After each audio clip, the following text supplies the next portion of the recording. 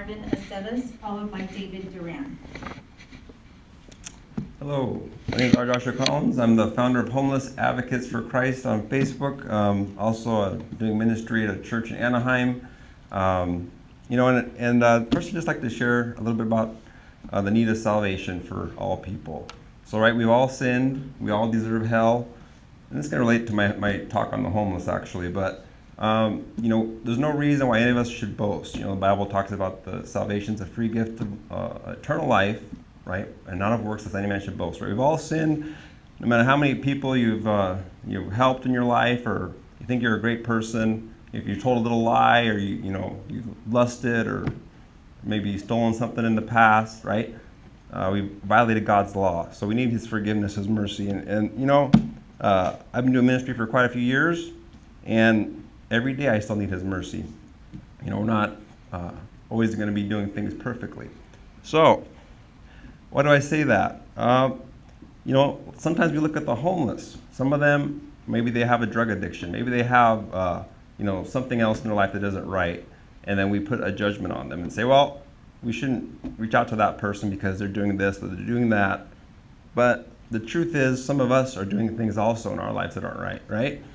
I think some of you guys might be hearing that today. Actually, it sounds like. So it doesn't really matter, right? Where you are in society. The bottom line is, every one of us deserves hell. Every one of us in this room and anywhere else on this planet. Once you sinned, I should say that's it. You need salvation, right? So let's be more merciful to the homeless. Is what I'm trying to get at here. I'm hoping that more can be done.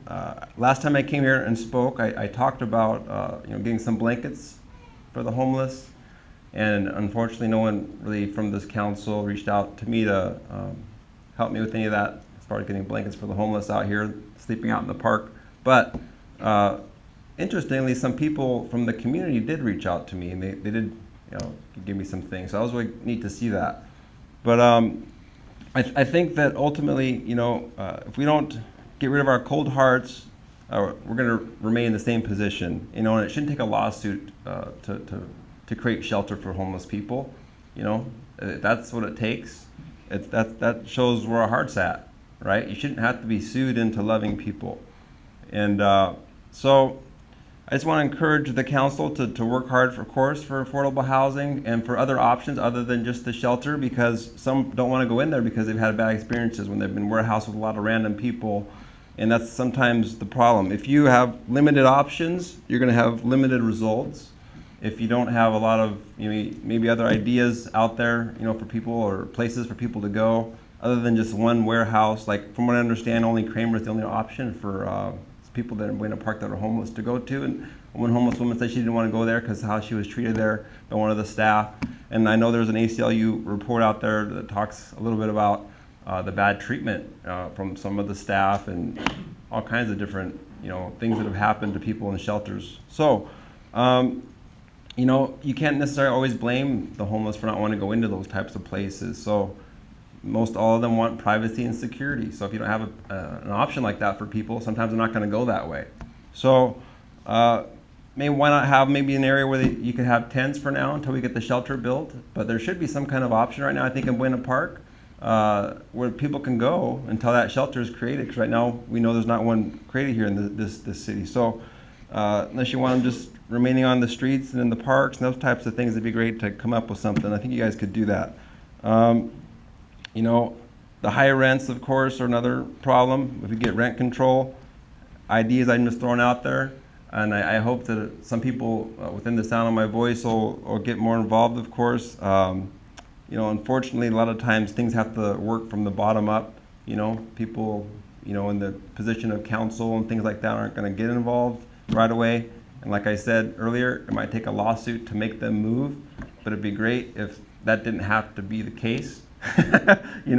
So that there's people in William Peak Park, a lot of homeless out there right now, and I think it'd be great though if we could get some other options for them other than just the Kramer shelter. So anyways, with that, thanks for your time. Appreciate it. Marvin Aceves, followed by David Duran.